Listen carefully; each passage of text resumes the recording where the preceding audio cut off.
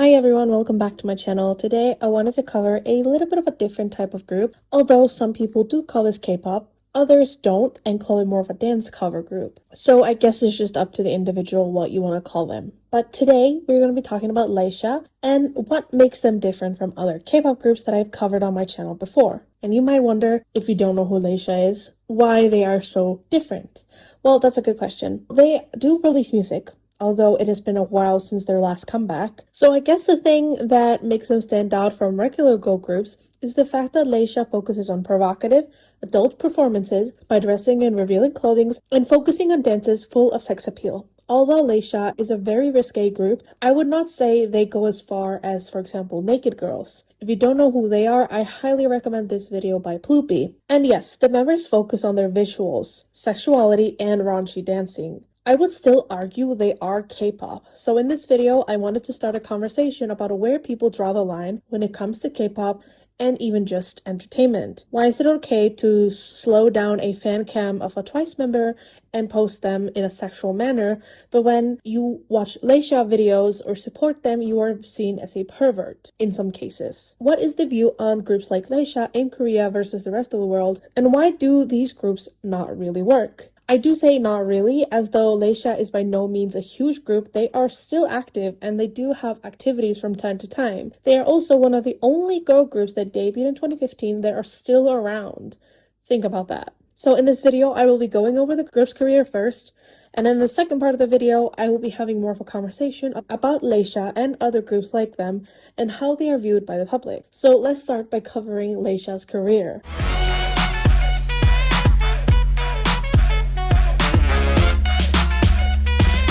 In 2014, a company called JS Entertainment formed a dance group called Laysha. The group went to perform at events, and they quickly gained attention for their provocative performances. During this time, the original lineup consisted of Som, Goeun, Becky, who later started going by Chejin, Seulgi, and Hyeri. Hyeri did end up leaving the group, and she was replaced with Yubin. But the dance group did not just stick to dancing, and on May 12th of 2015, Laysha had their debut with a digital single with the title track Turn It Up.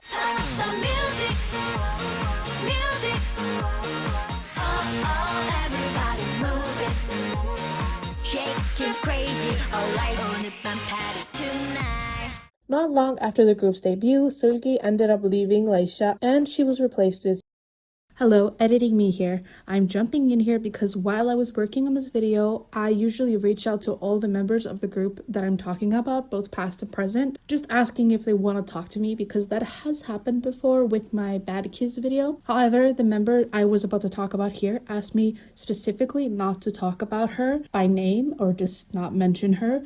I'm going to be cutting her out of the video. Although this is public information, I want to respect her wishes. The 5 members started teasing a comeback, performing 2 unreleased songs, Hello and Goodbye My Boy, on August 20th at an event hosted by both JS Entertainment and risqué.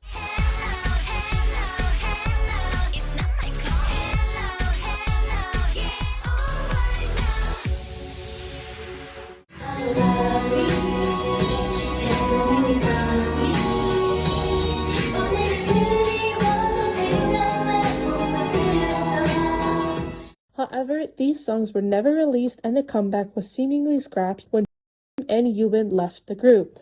Then in early October, Hyeri, the pre-debut member of the group, was announced to be returning to the lineup, and now the group consisted of the 4 members, Goeun, Chejin, Som, and Hyeri. The quartet released the second digital single, Chocolate Cream, on July 20th of 2016. The song also featured the rapper Nasun.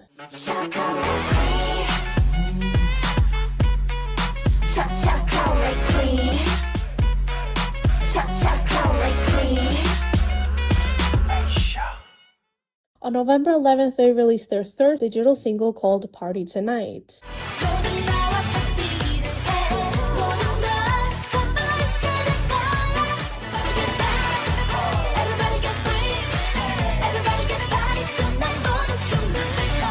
The group then did not release anything for almost a year, but then on December 18th of 2017, they released the 4th single called Pink Label.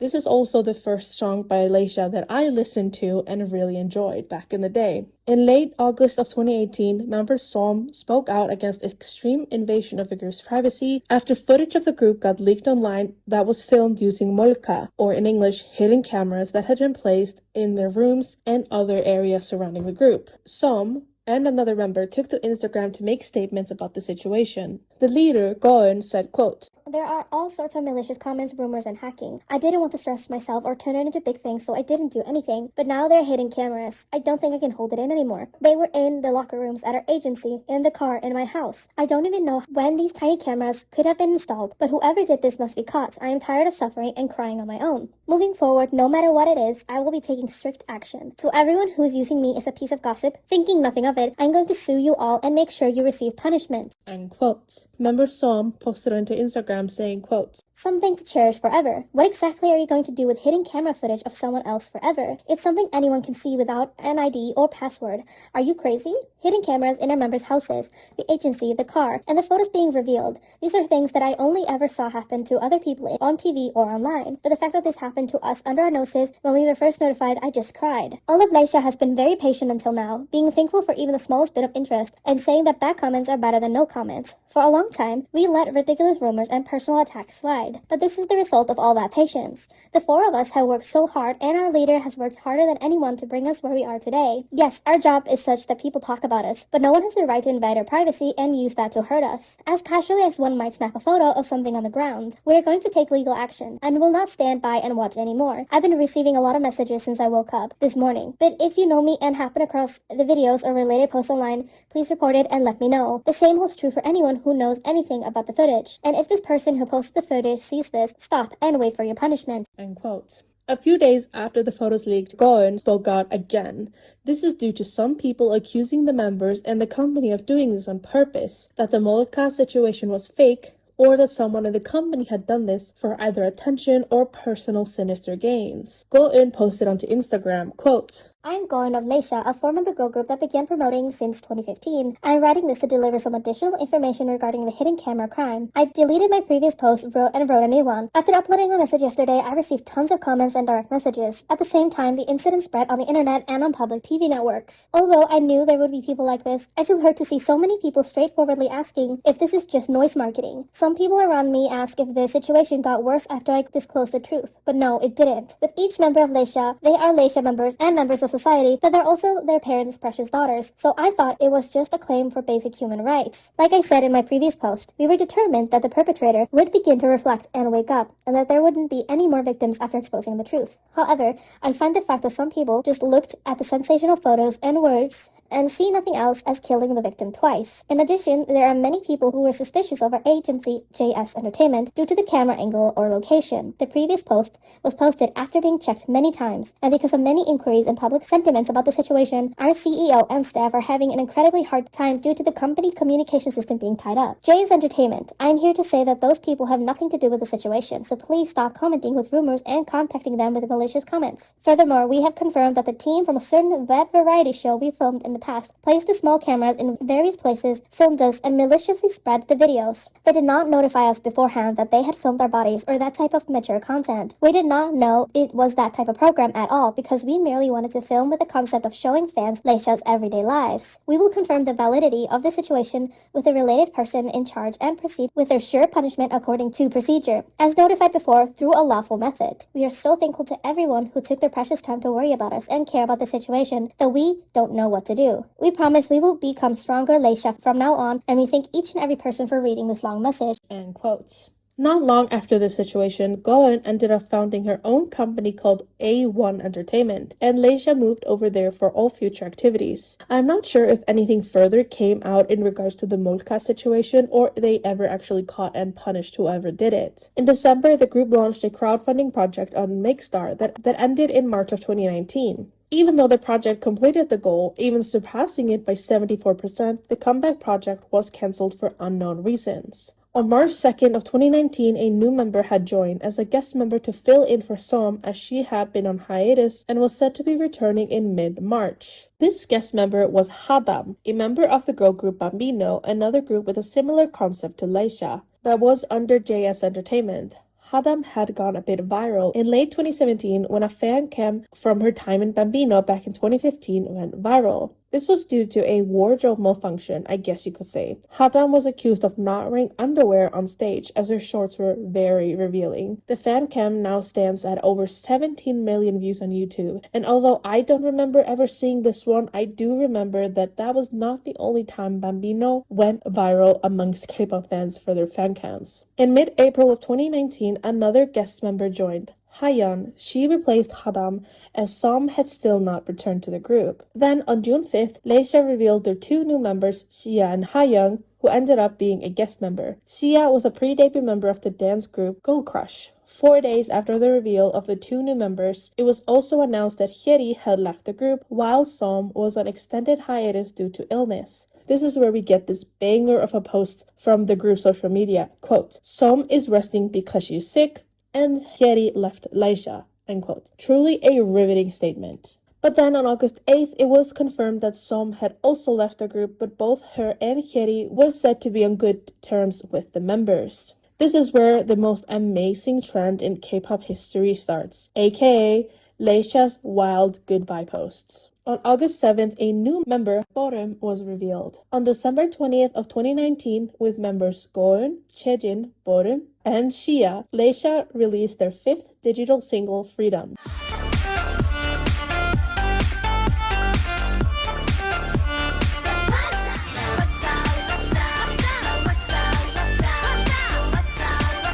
The group then took a break in 2020 for obvious reasons. And then in 2021, they announced that they would be touring in China. Their China tour, that was set to take place from May 13th to the 23rd, had multiple stops, but when I tried to look up any information about it, I could only seem to find one stop of this tour. Before the tour started, the group revealed a new guest member, Sammy, who had seemingly replaced Sia. However, I will add here, when I was looking at the limited amount of clips that I could find, there was only 3 members on stage for the China tour. And then, after the tour, Sammy left Laysha.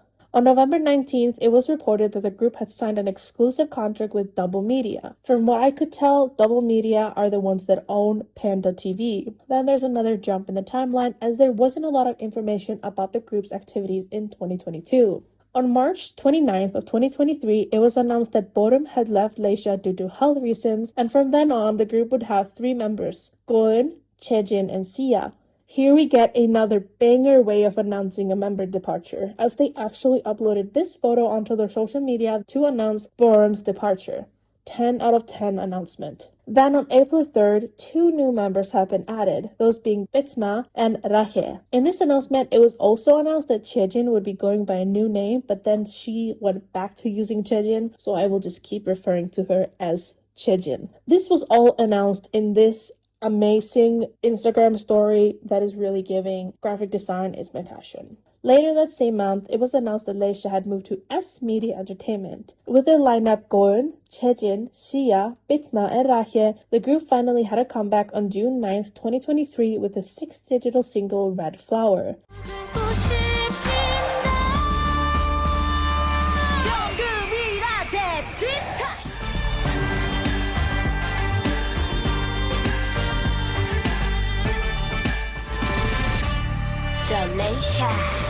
And with this release, Laysha had their first music show stage appearing on Simply K-pop. The same day as their comeback, the group also had their first solo concert in Korea called the Laysha First Concert. And also, according to Nuga promoter, they had been personally invited by Gucci to perform at the Gucci Greater China Store Managers Meeting. That's a mouthful, good God.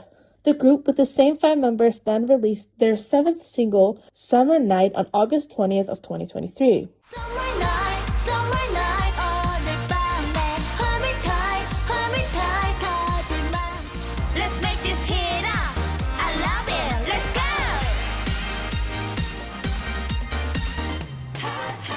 On September 11th, it was then announced that Rahe had left Laysha and that the agency was going to be holding auditions to find a new member for the group. In early November, Laysha started teasing a comeback with a new member, DJ Ina. Before her time in Laysha, she was in Pocket Girls, Tweety, and Arisu. She also had a solo debut in 2018. On December 1st, with the lineup Goeun, Chejin, Bitna, Sia, and Ina, Laysha released their 8th digital single, Yes or Not.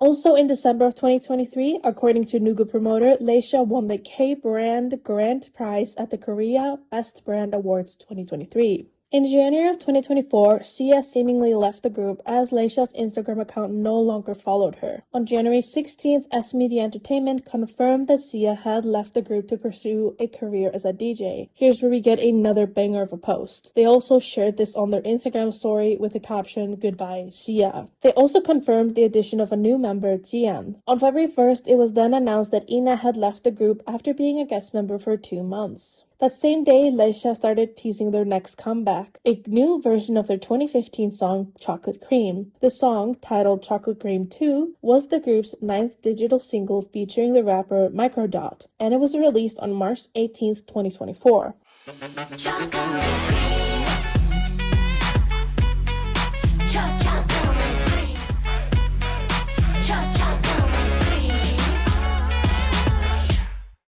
This release had the members Goeun, Chejin, Jian, and Bitna. And shortly after the comeback, on March 26th, they also released a remastered version of their 2016 song Party Tonight, naming the new version Laysha Party Tonight.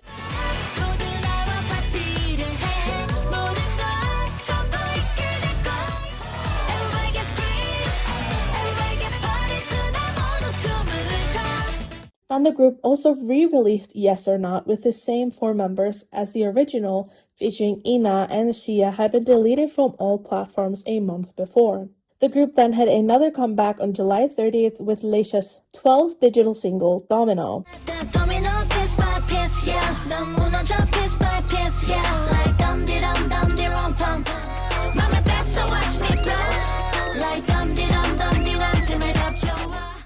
In late November, it was announced that the group would be partaking in an adult-only fan meeting called the Red Stars that would be taking place on the 14th and 15th of the next month. Along with the meetup, there would also be a VIP after-party. We then jumped to February of 2025 when Laysha's Instagram account stopped following Jian and started following former member Hadam. This of course started speculation about member changes that then were confirmed on February 14th. Their lineup now consisted of Goeun, Chejin, Bitna, and Hadam. On June 2nd, Laysha uploaded a video onto their Instagram page featuring members Goeun, Chejin, Bitna, and former member Sammy, but no Hadam. Then on June 12th, Laysha uploaded new member photos with the 4 before-mentioned girls, but no photo of Hadam was included. On October 8th, the girls posted a photo after performing for Military Men, and in this photo, we see Goeun, Bitnam, Hadam, and Semi. It seems that the group officially still had 5 members, but not all could appear at the same schedules. On October 11th, they posted a photo from another schedule where the girls on stage were Goeun,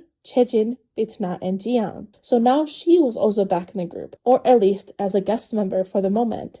They then had another schedule on October 19th, and the members that appeared there were Goeun, Chejin, Semi, and Hadam. On November 1st, Laysha performed with a new guest member, Gabin, but she did not stay in the group for long. And then in late January of this year, 2026, Laysha's Instagram re-followed Gabin and Hyeri, so they are now seemingly both back in the group, either as permanent members or guest members. The day after this, Laysha unfollowed Bitna and she removed the group's name from her Instagram bio. However, unlike other member departures, Bitna's photos are still on the group's Instagram and she still follows them, so maybe she will return as a guest member. As for right now, the group has the lineup of Goeun, Chejin, Hadam, Hyeri, Jian, Semi, and Gabin, and Bitna's status is unknown. We also don't know if all members besides Goeun and Chejin are just guest members. But from what I can guess, the group is just focusing on schedules like military performances and such, and will just use whatever members are available as most of them have other jobs like cheerleading or modeling. I also want to add at the end of this section that I did reach out, like I said, to the members of the group, and one other member, not the member I cut out of the video earlier, acted like she wasn't in Laysha. She said that I had the wrong person, and I was very worried at first, but you can literally scroll back on her profile and see her photos while she is in Laysha and literally in the practice room. I won't be naming her by name because I don't want to put spotlight on her specifically, but I did reach out to the members. Most of them haven't said anything. A few have seen my messages, but so far no response besides those two former mentioned.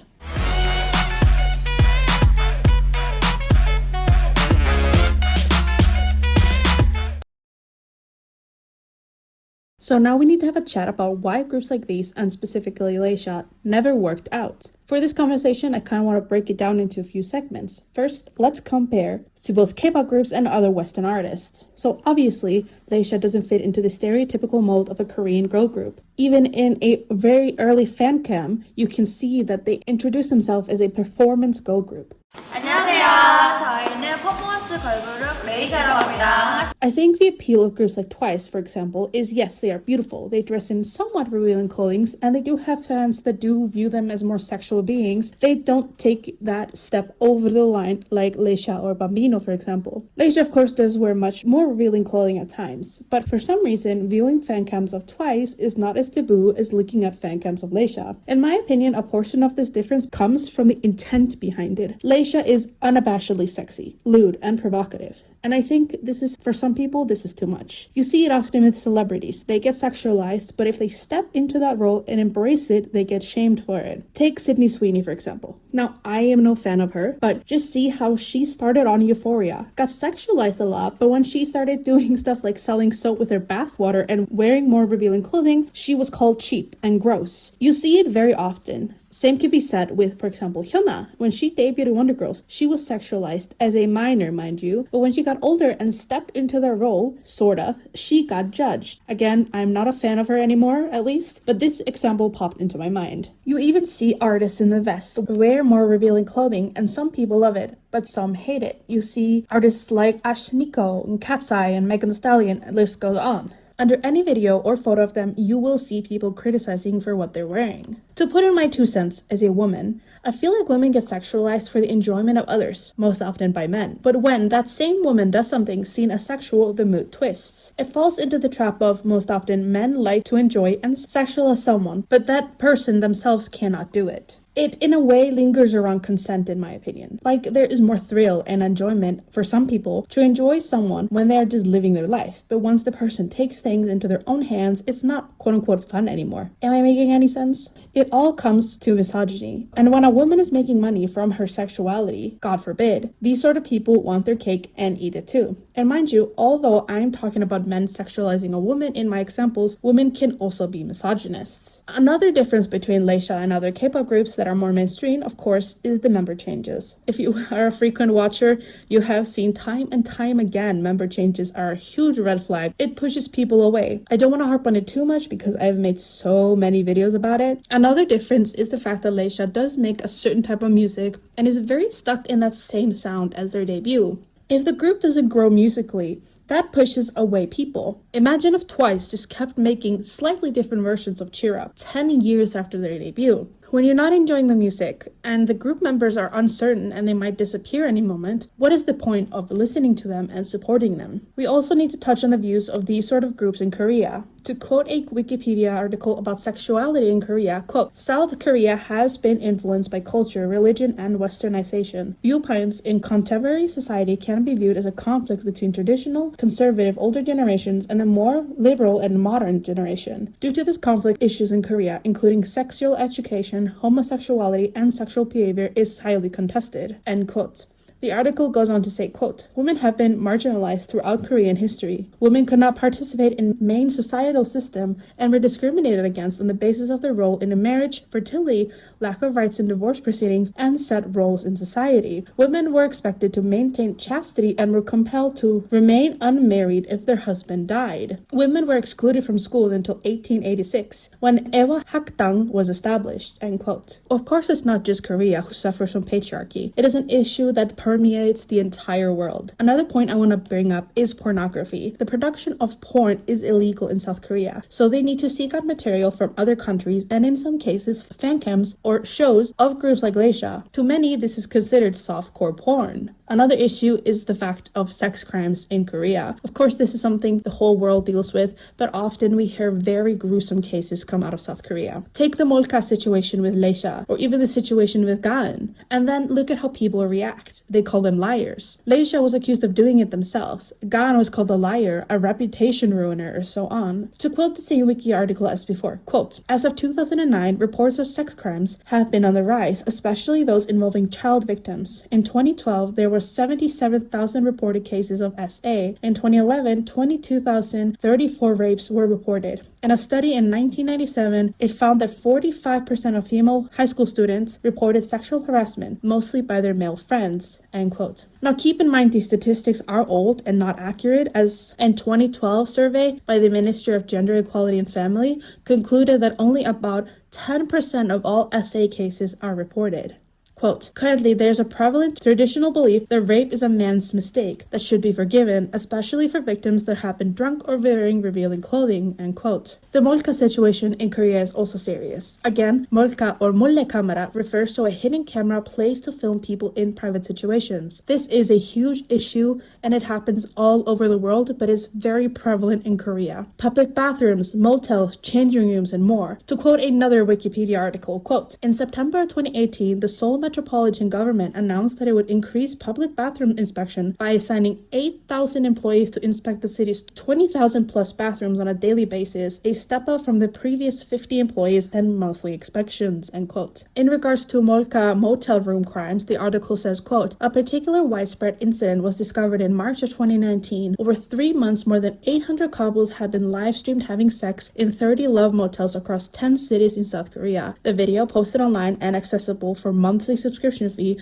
were hosted on an overseas server so that the camera's IP address would be harder to detect. The 2 men in charge of the scheme were arrested and 2 other men were suspected to be accomplices, end quote. The Burning Sun situation also revealed a huge ring of people who were filming and sharing mole camera videos in rooms that you might know as the nth rooms. The main issue with sex crimes in Korea is the lack of conviction. We don't have time to get into all of this, but I will leave links down below for further information and videos that go into the topics I have mentioned. But just take a look at the Burning Sun situation. Jung Jun-young and Choi Jong-hoon got 6 and 5 years in prison for gang raping multiple drunk women. The sentence is absolutely atrocious. But hey, they also have to do 80 hours of sexual violence treatment courses. That will surely be enough. I'm sorry, but what the hell? So let's really back in a little bit and talk more about Laysha. I feel like I've made a point with how women, especially women who do something outside of the norm, like embracing their bodies, visuality, and sexuality, and they are shamed for it, even though at the same time that people want to see sex and sexy fan cams